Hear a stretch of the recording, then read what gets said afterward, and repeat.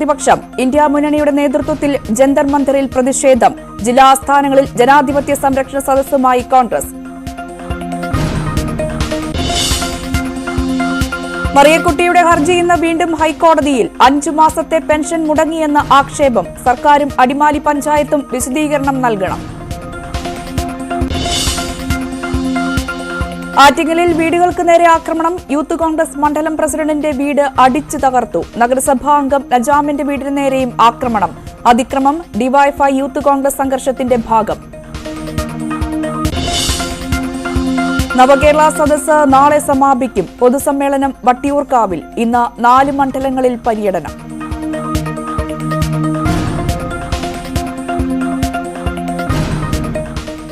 ജമ്മു കാശ്മീരിലെ പൂഞ്ചിൽ 5 സൈനികർക്ക് വീരമൃത്യു. കൂടുതൽ സുരക്ഷാ സേനാ അംഗങ്ങൾ പ്രദേശത്തെത്തി. ഭീകരർക്കായി തെരച്ചിൽ തുടരുകയാണ്.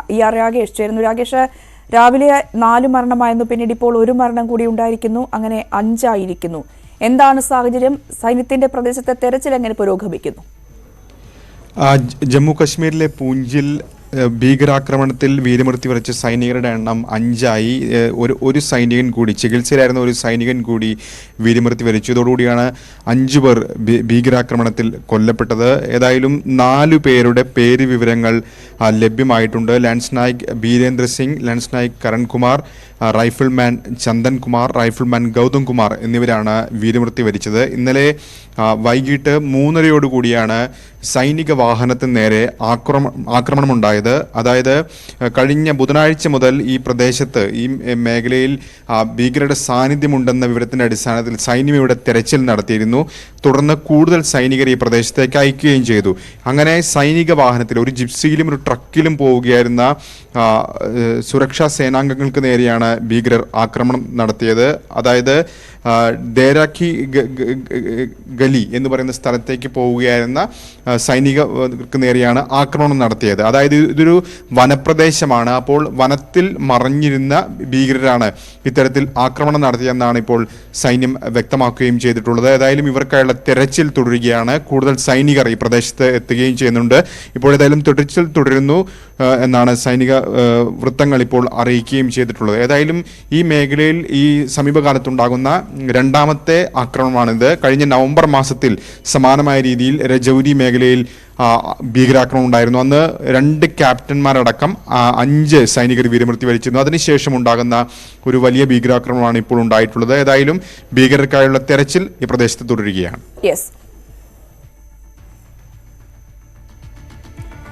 എംപിമാരുടെ സസ്പെൻഷനെതിരെ ഇന്ത്യ മുന്നണിയുടെ നേതൃത്വത്തിൽ ഇന്ന് രാജ്യവ്യാപക പ്രതിഷേധം. കോൺഗ്രസ് അധ്യക്ഷൻ മല്ലികാർജ്ജുൻ ഖാർഗെ, രാഹുൽ ഗാന്ധി, ഇന്ത്യ സഖ്യത്തിലെ വിവിധ പാർട്ടി നേതാക്കൾ തുടങ്ങിയവർ ജന്തർ മന്ദിറിൽ നടക്കുന്ന പ്രതിഷേധത്തിൽ പങ്കെടുക്കും. വിവിധ ജില്ലാ കേന്ദ്രങ്ങളിലും പ്രതിഷേധം നടക്കും. പാർലമെന്റ് അതിക്രമത്തിൽ ആഭ്യന്തരമന്ത്രി അമിത്ഷാ പ്രസ്താവന നടത്തണമെന്നാവശ്യപ്പെട്ട് പ്രതിഷേധിച്ച 146 പ്രതിപക്ഷ എംപിമാരെയാണ് ശൈത്യകാല സമ്മേളനത്തിൽ സസ്പെൻഡ് ചെയ്തത്. പ്രതിപക്ഷ എംപിമാർക്കെതിരായ സസ്പെൻഷനിൽ പ്രതിഷേധിച്ച് കോൺഗ്രസ് ജനാധിപത്യ സംരക്ഷണ സദസ്സ് ഇന്ന്. 144 പ്രതിപക്ഷ എംപിമാരെ സസ്പെൻഡ് ചെയ്തതിൽ പ്രതിഷേധിച്ച് എഐസിസി ആഹ്വാനപ്രകാരമാണ് ഡിസിസികളുടെ നേതൃത്വത്തിൽ ജില്ലാ ആസ്ഥാനങ്ങളിൽ ജനാധിപത്യ സംരക്ഷണ സദസ്സ് സംഘടിപ്പിക്കുന്നത്. UDF ആഹ്വാനം ചെയ്ത രാജ്ഭവൻ ധർണയും ഇന്ന് നടക്കും.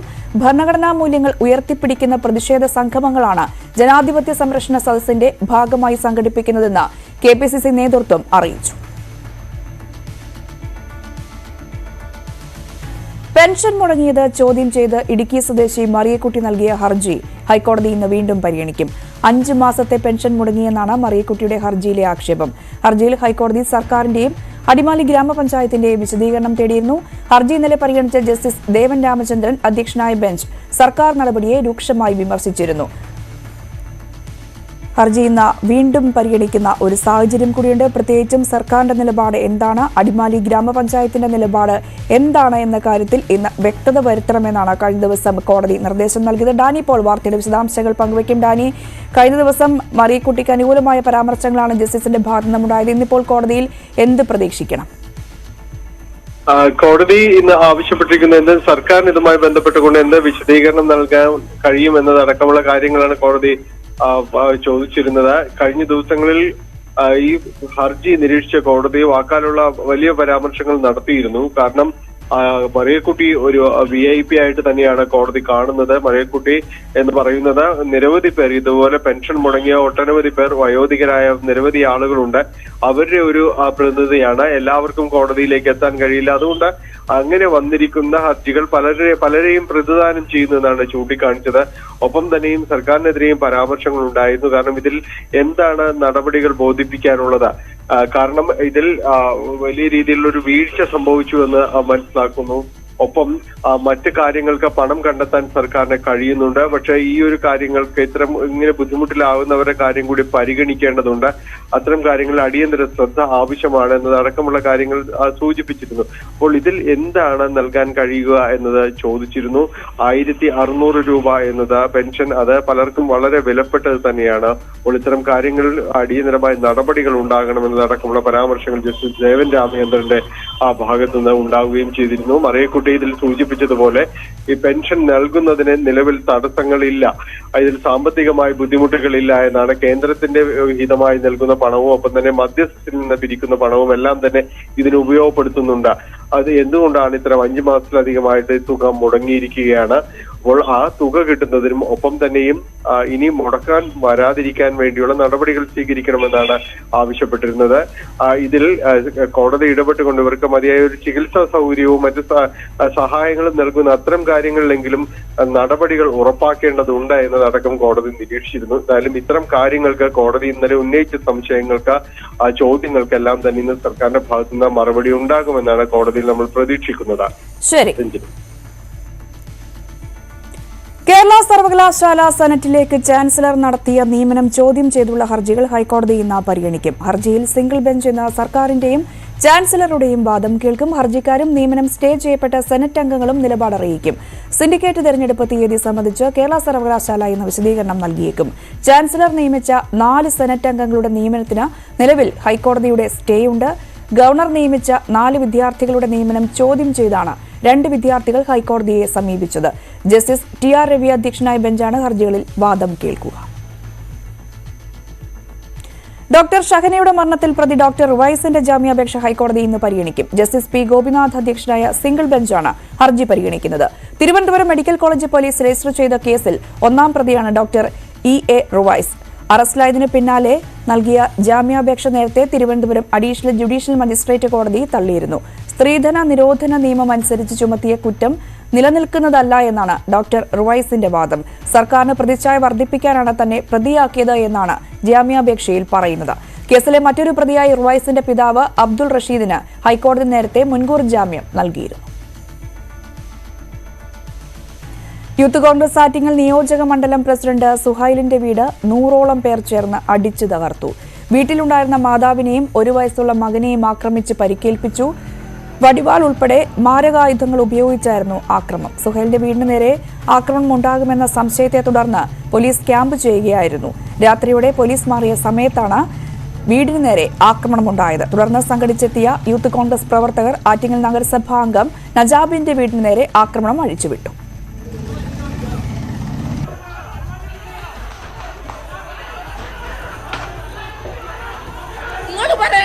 ഇവരെ സംരക്ഷിക്കാൻ ഈ മാമിയെ സുഹൈലിന്റെ ഉമ്മയെ സംരക്ഷിക്കാൻ അറിയാം. പക്ഷെ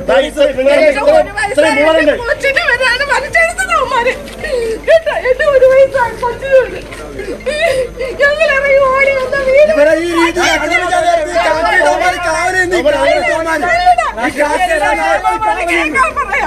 എന്റെ കൊച്ചുങ്ങളെ നമ്മൾ മരിക്കണം, ഞങ്ങൾ മരിക്കണം. എൻ്റെ വീട്ടിൽ കുറേ ആൾക്കാർ കൊലവിളി നടത്തിക്കൊണ്ടുവന്ന വീട് KSU സിന്ദാബാദ് വിളിച്ചുകൊണ്ട് വന്ന് വീടും അടിച്ച് പൊളിച്ച് സൗരുടെ മോളെ വീടും അടിച്ച് പൊട്ടി, ജ്യേഷ്ഠൻ്റെ മകനെയും അടിച്ച് അവർ വെട്ടോത്തി മാളും ചാത്തിയൊക്കെ ആയിട്ടാണ് ഇവിടെ വന്നത്.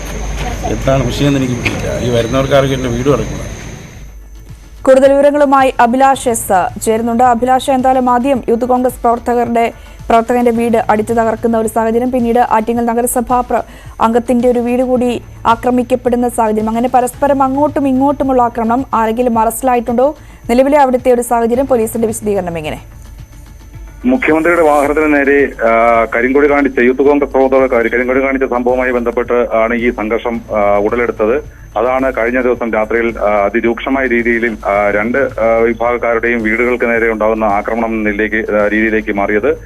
ഇതിനെ തുടർന്നാണ് സുഹൈലിന്റെ യൂത്ത് കോൺഗ്രസിന്റെ ആറ്റിങ്ങൽ നിയോജക മണ്ഡലം പ്രസിഡന്റായ സുഹൈലിന്റെ വീട്ടിലേക്ക് 100ഓളം വരുന്ന DYFI പ്രവർത്തകർ ആക്രമണം അഴിച്ചുവിട്ടത്. ഇതിനെ തുടർന്ന് ആറ്റിങ്ങൽ ആലങ്കോട് ടൗണിൽ പ്രകടനം നടത്തിയ യൂത്ത് കോൺഗ്രസ് പ്രവർത്തകർ ആറ്റിങ്ങൽ നഗരസഭ കൗൺസിലറുടെ വീടിന് നേരെയും ആക്രമണം നടത്തിയിരുന്നു.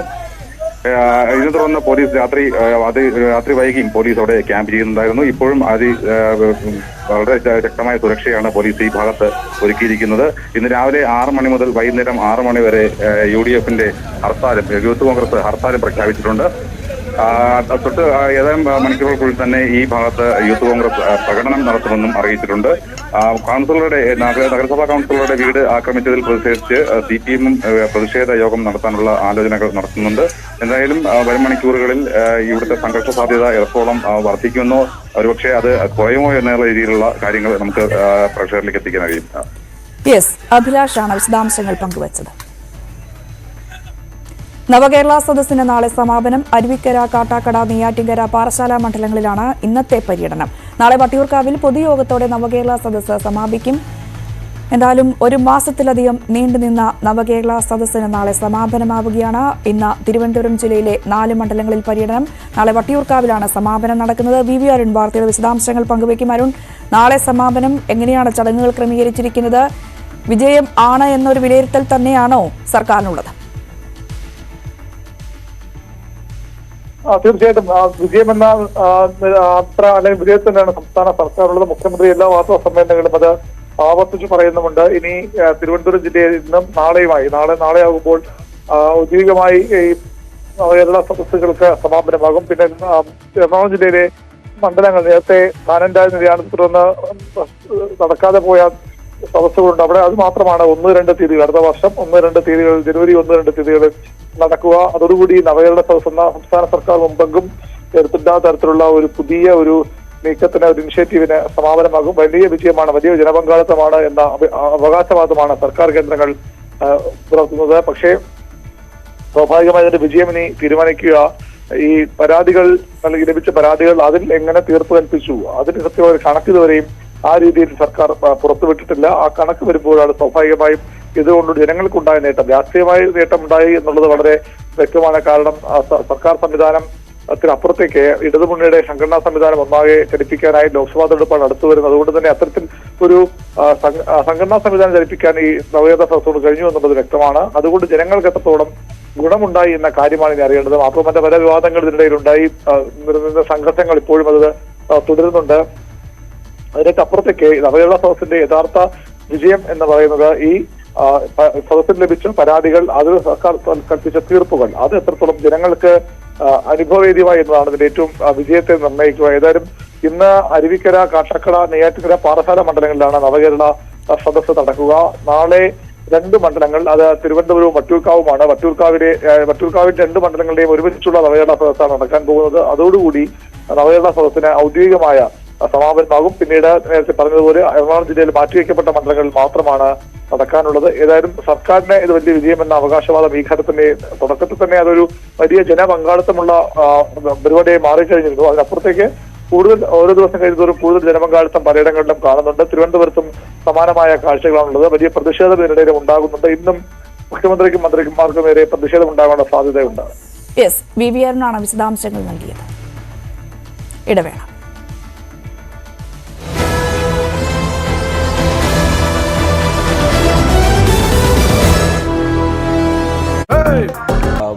വലിയ മാരക ആയുധങ്ങൾ ഉപയോഗിച്ചിട്ടുള്ള ഒരു ആക്രമണമായിരുന്നു എന്നുള്ളതാണ് ശ്രദ്ധേയം.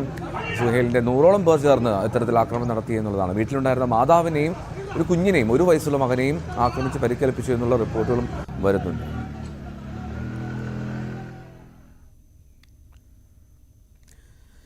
ഇനി ആറ്റിങ്ങലിൽ യൂത്ത് കോൺഗ്രസ് നിയോജക മണ്ഡലം പ്രസിഡന്റ് സുഹൈലിൻ്റെ വീട് 100ഓളം പേർ ചേർന്ന് അടിച്ചു തകർത്തു എന്നുള്ള വാർത്ത വരുന്നുണ്ട്. വീട്ടിലുണ്ടായിരുന്ന മാതാവിനെയും 1 വയസ്സുള്ള മകനെയും ആക്രമിച്ച് പരിക്കേൽപ്പിച്ചു.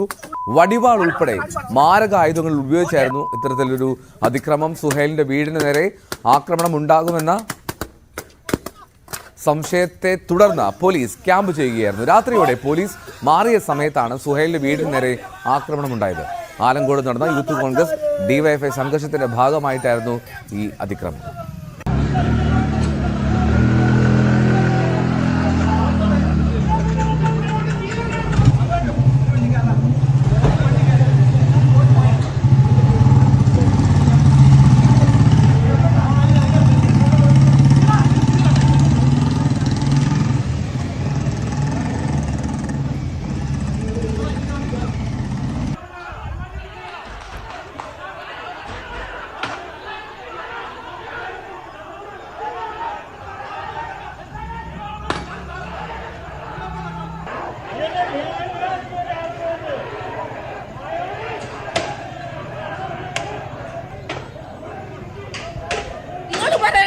ഇവരെ സംരക്ഷിക്കാൻ നിങ്ങൾ ഈ മാമിയെ സുഹൈലിന്റെ ഉമ്മയെ സംരക്ഷിക്കാൻ കഴിയും. പക്ഷെ പോലീസ്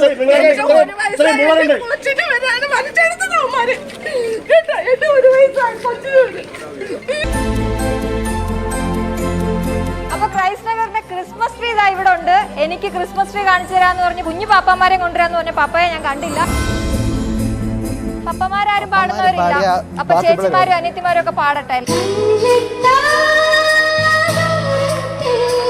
കൊടവേറുള്ളതാണോ? നിങ്ങളോട് ആരാ പറയും ക്രിസ്മസ് പപ്പയ്ക്ക് കൊടവേറുണ്ടെന്ന്?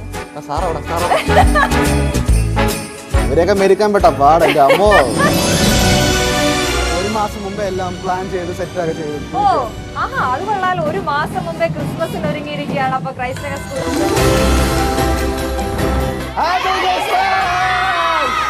ഇപ്പൊ ക്രിസ്മസിന്റെ ഓളായി. പാഠം 4 ക്രിസ്മസ് സ്പെഷ്യൽ ശനിയാഴ്ച രാത്രി 8 മണിക്ക്.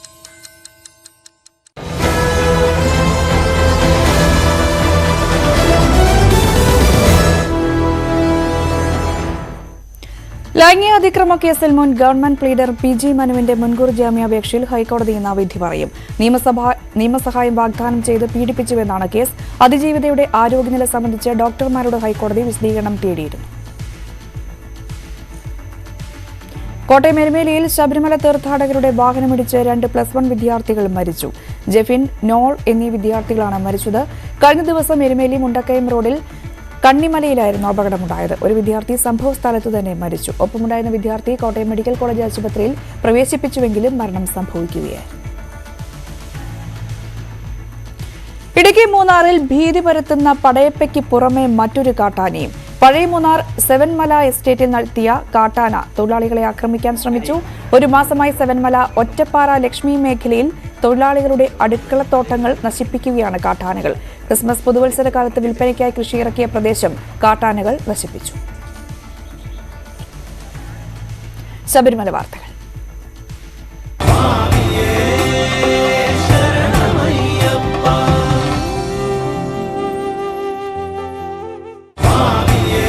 ശബരീശ ദർശനം നിങ്ങൾക്കായി സമർപ്പിക്കുന്നത് വ്രതശുദ്ധിയുടെയും നന്മയുടെയും നാളുകൾ പരിശുദ്ധമാക്കാം മിൽമയ്ക്കൊപ്പം. മിൽമ, കേരളം കണികണ്ടുണരുന്ന നന്മ. വരും ദിവസങ്ങളിൽ സന്നിധാനത്തുണ്ടായേക്കാവുന്ന വലിയ തിരക്ക് നിയന്ത്രിക്കാൻ നടപടികളെടുത്തതായി Sannidhanam police security officer KS Sudarshanan IPS. തിരക്ക് കൂടിയാൽ ഇടത്താവളങ്ങളിൽ അയ്യപ്പന്മാരുടെ വാഹനങ്ങൾ നിയന്ത്രിക്കും. പ്രായമായവർക്കും കുട്ടികൾക്കും ദർശനത്തിനായി സൗകര്യങ്ങളുണ്ട്. തിരക്ക് നിയന്ത്രിക്കാൻ പോലീസിന്റെ നിർദ്ദേശങ്ങൾ പാലിക്കണമെന്നും അദ്ദേഹം ന്യൂസ് 18നോട് പറഞ്ഞു. ക്രിസ്തുമസ് അവധി ദിവസങ്ങൾ തുടങ്ങി സന്നിധാനത്ത് വലിയ ഭക്തജന തിരക്കാണ് പ്രതീക്ഷിക്കുന്നത്. നമ്മോടൊപ്പം SO സുദർശൻ IPS ചേരുന്നു. സാർ, എന്തൊക്കെ ക്രമീകരണങ്ങളാണ് ഈ തിരക്ക് മുൻനിർത്തി നമ്മൾ ചെയ്യുന്നത്? ഈ സീസണിൽ ശബരിമല എത്തിച്ചേർന്ന ഭക്തർക്ക് സുഗമമായിട്ടുള്ള ദർശനം സാധ്യമാക്കുന്നതിന് വേണ്ടി വിപുലമായിട്ടുള്ള പോലീസ് സജ്ജീകരണങ്ങൾ ഏർപ്പെടുത്തിയിട്ടുണ്ട്. 10 ഡിവൈഎസ്മാരുടെ കീഴിൽ 30 ഇൻസ്പെക്ടേഴ്സിൻ്റെ കീഴിലായിട്ട് ഏതാണ്ട് 1400ഓളം പോലീസ് ഉദ്യോഗസ്ഥരാണ് ഇവിടെ ഈ ഡ്യൂട്ടി നിർവഹിച്ചുകൊണ്ടിരിക്കുന്നത്. കഴിഞ്ഞ വർഷത്തെ അപേക്ഷിച്ച് സ്ത്രീകളുടെയും കുട്ടികളുടെയും പ്രാതിനിധ്യം അല്ലെങ്കിൽ അവരുടെ എണ്ണത്തിൽ ക്രമാതീതമായിട്ടുള്ള വർധന ഉണ്ടായിട്ടുണ്ട്. അതുകൊണ്ട് തന്നെ അവർക്ക് പ്രത്യേക പരിഗണന നൽകുന്നതിന് വേണ്ടിയിട്ടുള്ള ക്യൂകളും നിർദ്ദേശങ്ങളും പോലീസ് ഉദ്യോഗസ്ഥർക്ക് നൽകിയിട്ടുണ്ട്. നമ്മുടെ മുന്നിൽ വെല്ലുവിളി എന്താണ് പ്രധാനമായിട്ടും? അല്ല, ഇപ്പോൾ 1 മണിക്കൂറിൽ ഏതാണ്ട് 4000-4200 പേരാണ് 18-ാം പടി കയറി വരുന്നത്. പക്ഷേ അങ്ങനെ നോക്കുകയാണെങ്കിൽ 88,000-90,000 പേരാണ് ശബരിമലയിൽ സുഗമമായിട്ടുള്ള ദർശനത്തിനുള്ള ചാൻസ് ഉള്ളത്. പക്ഷേ അതിൽ കൂടുതലുള്ള ഒരു വലിയ ഭക്തജന തിരക്കുണ്ടാകുമ്പോൾ അത്രയും സമയം നമുക്ക് ആളുകളെ തടം നിർത്തിക്കൊണ്ട് അവർക്ക് ക്രമീകരണം ഏർപ്പെടുത്തുന്നതിനുള്ള അതാണ് ഇതിൻ്റെ പോലീസിനുള്ള ഒരു ടാസ്ക്. മരക്കൂട്ടം നിന്ന് ഇങ്ങോട്ട് നിയന്ത്രണങ്ങളുണ്ട്. അത് എല്ലാ തവണയും നമ്മൾ ക്യൂ കോംപ്ലക്സുകളുടെ സൗകര്യങ്ങളുണ്ട്. അതിന് താഴത്തേക്ക് നീളുമ്പോൾ അവിടെ കൂടുതൽ പോലീസിനെ നിയോഗിക്കുകയും അങ്ങനെയുള്ള സംവിധാനങ്ങൾ ഒരുക്കുകയും ചെയ്യുന്നുണ്ട്. അല്ല, മരക്കൂട്ടത്തിന് താഴെ നമുക്ക് അത്തരം നിയന്ത്രണങ്ങൾ ഏർപ്പെടുത്താൻ സാധിക്കുന്നില്ല.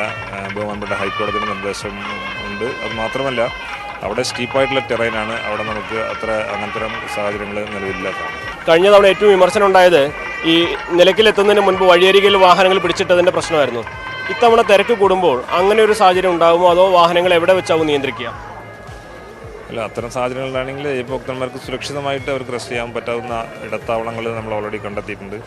അത്തരം സ്ഥലങ്ങളിൽ ഡീറ്റെയിൻ ചെയ്യാനായിരിക്കും പോലീസ് നൽകുന്ന നിർദ്ദേശങ്ങൾ. മണ്ഡലപൂജയ്ക്ക് കൂടുതൽ ഫോഴ്സിനെ ഡിപ്ലോയ് ചെയ്യുന്ന ഒരു കാര്യം ആലോചനയിലുണ്ടെന്ന് പറഞ്ഞു. എന്തെങ്കിലും തീരുമാനം അതിലായിട്ടുണ്ട്? അല്ല, ഇപ്പോൾ അടുത്ത ദിവസം തന്നെ 100ഓളം റിക്രൂട്ട്സിനെ ഇവിടെ നമ്മളെ സഹായിക്കുന്നതിനോട് എത്തിച്ചേർന്നിട്ടുണ്ട്. നമ്മുടെ ഉള്ള സ്ട്രെങ്ത് വെച്ച് നമുക്ക് മാനേജ് ചെയ്യാവുന്ന സിറ്റുവേഷനാണ് ഇപ്പോൾ.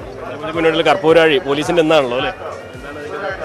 അല്ല, പിന്നെ പോലീസ് ഒരു എല്ലാ കാലാകാലങ്ങളായിട്ട് ചെയ്യുന്ന വരുന്ന ഒരു ചടങ്ങ് എന്നുള്ള രീതിയിൽ ഇത് നിർവഹിച്ചു വരുന്നതാണ്.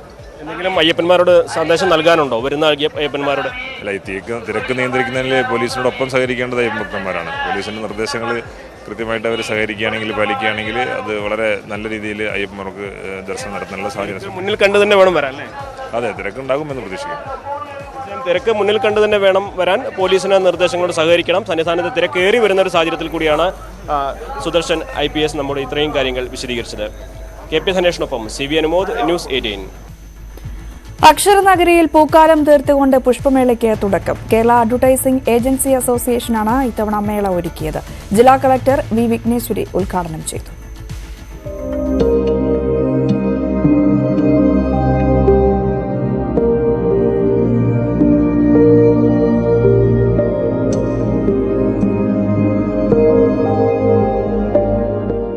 എണ്ണിയാലൊടുങ്ങാത്ത ചെടികൾ, പൂക്കളുടെ വസന്തകാലം തീർത്തുകൊണ്ടാണ് കോട്ടയത്ത് പുഷ്പമേളയ്ക്ക് തുടക്കമായത്.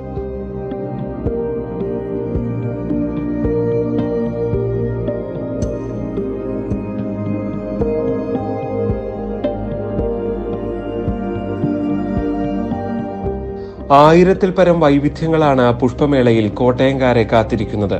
പ്രത്യേക ഉദ്യാനം തന്നെ തീർത്തുകൊണ്ടാണ് മേള കാഴ്ചക്കാർക്ക് കൗതുകം തീർക്കുന്നത്.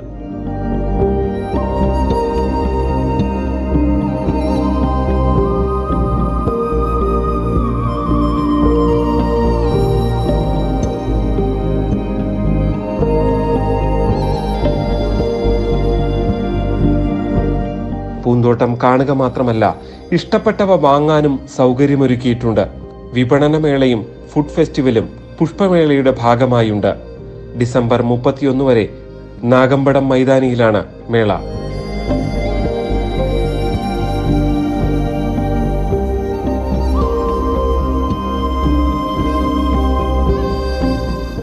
ന്യൂസ് 18 കോട്ടയം.